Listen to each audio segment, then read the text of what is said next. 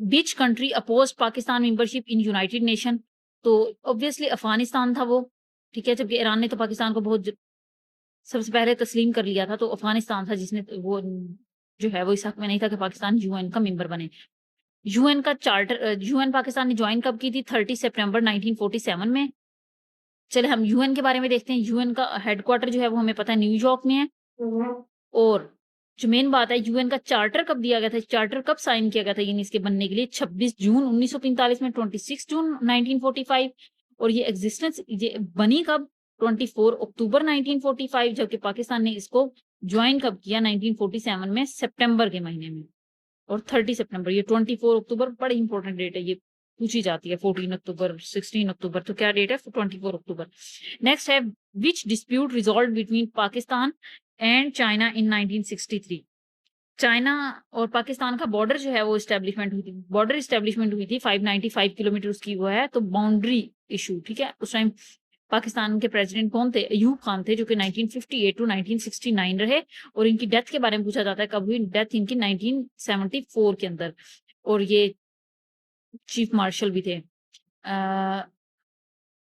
जो बात है वो ये मेन के इसके बारे में और कुछ क्वेश्चन पूछे जाते हैं कि इंडो चाइना वॉर कब हुई या इंडो चाइना वॉर कब हुई? 1962 के अंदर हुई थी। और 1963 के अंदर हमने पाकिस्तान के साथ उन्होंने उसके साथ जंग की। और उसके बाद जो है ना वो चाइना ने पाकिस्तान का रुख किया। 1963 में तो अयूब खान ने कहा कि नहीं जो है वो हम बॉर्डर सेटलमेंट करते हैं प्रॉपर तरीके से। और फिर 1964 के अंदर जो है वो इंडिया ने कहा कि कश्मीर जो है वो हमारा इंटीग्रल पार्ट है। 1964 में ये कह दिया। और 1965 में पाकिस्तान ने इंडिया के साथ 17 दिनी जंग लड़ी। नेक्स्ट है, और उस टाइम जो इंडिया का या प्राइम मिनिस्टर था, prime minister I think so, वो जवाहरलाल लाल नेहरू था। सॉरी, जवाहरलाल नेहरू तो 1948 में जो था, लेकिन लाल बहादुर शास्त्री थे जो कि 1965 वॉर में थे, ठीक है, इंडिया के पीएम। खैर इसका पूछा नहीं गया वैसे, लेकिन जवाहरलाल नेहरू का जरूर पूछा गया कि जो डिस्प्यूट कश्मीर का जो डिस्प्यूट था उसको यूएन में कौन ले गया था 1 जनवरी 1948 में? तो वो जवाहरलाल नेहरू थे। ये लाल बहादुर शास्त्री था 1965 वॉर में, जो कि 1964 टू 66 जो है वो इनका पीएम रहा इंडिया का। नेक्स्ट है 41, Dash has decided to register Himalayan pink salt as the geographical indications to prevent its unauthorized use by other countries. Obviously ये जो पिंक हिमालयन साल्ट है वो पाकिस्तान में अबंडेंट है, तो पाकिस्तान ने जो है वो इसे रजिस्टर करवाने की कोशिश की एज अ जियोग्राफिकल इंडिकेशन कि ये पाकिस्तान का है, ये पाकिस्तान की आइडेंटिटी होनी चाहिए, ताकि दूसरे कंट्री जो है ना इसे खुद से यूज ना कर सकें अपने नाम से। Next question is, at the time of partition Kalat was, Kalat जो है वो बलोचिस्तान का है। तो ये प्रिंसली उस टाइम जो क्या थी, ये प्रिंसली स्टेट थी। और इसने 27 मार्च 1948 में पाकिस्तान को ज्वाइन किया था। और उस चित्राल, सवात और देर, ये जो ऊपर के एरिया हैं केपीके के, ये इन्होंने 1969 को ज्वाइन किया पाकिस्तान को, जबकि हुंजा नगर जो कि जीबी का एरियाज हैं, इन्होंने 1974 में पाकिस्तान को ज्वाइन किया था, ठीक है। ये पता होनी चाहिए तीनों ही। नेक्स्ट है, Agartala conspiracy case was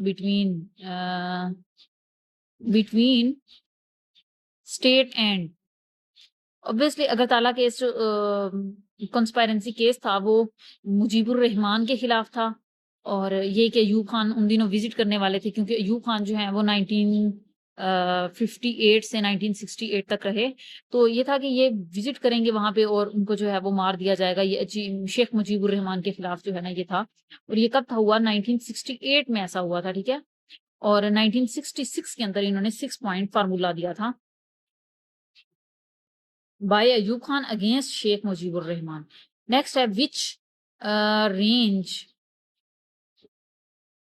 which range separates China from Pakistan?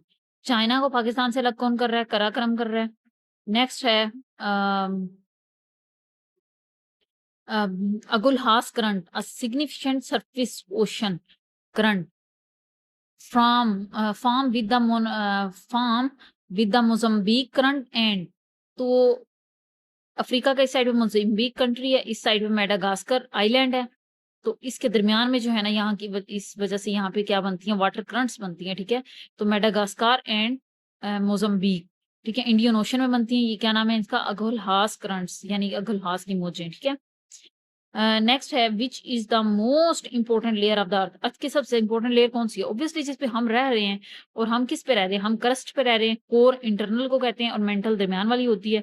तो जो क्रस्ट है वो मोस्ट इम्पोर्टेंट लेयर है, जिस पे तब्दीलियों की वजह से जो है ना वो दुनिया कायम दायम है। नेक्स्ट है sorry, the process of movement of molecules from a higher concentration place to lower concentration place is known as. तो ऑब्वियसली डिफ्यूजन होती है वो, इवेपोरेशन जो है वो वेपर्स का बन के उड़ जाना, कंडेंसेशन जो है वो अ अ, जैसे वेपर्स वगैरह होते हैं, यानी कि गैसियस स्टेट से वापसी लिक्विड स्टेट में आ जाना, ये होगा कंडेंसेशन। सब्लिमेशन जो है वो किसी भी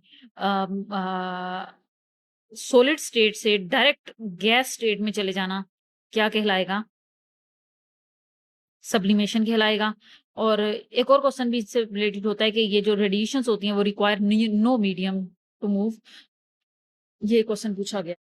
it is not advisable to sleep under a tree at night because of the release of. अब हमें पता है कि दिन रात टाइम लाइट नहीं होती, जिसकी वजह से फोटोसिंथेसिस नहीं हो रही होती, रिस्पायरेशन हो रही होती है, और रिस्पायरेशन के लिए क्या? ऑक्सीजन, ऑक्सीजन रिक्वायर होती है, ठीक है? और जब ऑक्सीजन रिक्वायर होगी और रिलीज क्या होगा? कार्बन डाइऑक्साइड होगा, क्योंकि रिलीज क्या हो रहा है पूछ रहा है, तो कार्बन डाइऑक्साइड है। नेक्स्ट है when water फ्रीजेज it expends its volume by about. जब पानी फ्रीज होता है तो उसका वॉल्यूम कितने परसेंट बढ़ जाता है? 9%। नेक्स्ट है which of the following is, क्योंकि उनकी जो क्रिस्टल्स वगैरह इस तरह बनते हैं कि उनके दरमियान में स्पेस पैदा हो जाती है, जिसकी वजह से बर्फ में जो है वो 9% जो है वो वॉल्यूम इंक्रीज हो जाता है बर्फ का, एज कम्पेयर टू वाटर। इसीलिए अगर हम बर्तन भी फ्रिज में रखें तो वो पानी कम हो, तो जब वो फ्रीज होता है तो बर्तन से बाहर आ रही होती है बर्फ। विच या बोतल वगैरह में स्पेशली देखा गया है। Which are the following is most elastic material? Elasticity ये होती है कि अगर आप एक material, the ability of a material to return to its original shape after being deformed, तो वो स्टील है, रबर नहीं है, ठीक है? रबर फ्लेक्सिबल होती है, स्ट्रेचेबल होती है, बट इसकी लो इलास्टिसिटी होती है कि वो अपनी शेप तक, ओरिजिनल तक पहुंच जाए, as compared to steel. Next है the most important stimulant in the tea leaves is, obviously caffeine है। नेक्स्ट है which gas can be accumulated in poorly ventilated building? तो रेडोन गैस जो होती है वो बिल्डिंग्स में आहिस्ता आहिस्ता जो है वो जमा होती रहती है जब वो बंद होती हैं। नेक्स्ट है the ice floats on water because of low density. Obviously जब वॉल्यूम बढ़ जाएगा तो डेंसिटी क्या हो जाएगी? डिक्रीज हो जाएगी। तो लो डेंसिटी होती है जिसकी वजह से वो ऊपर तैर रही होती है।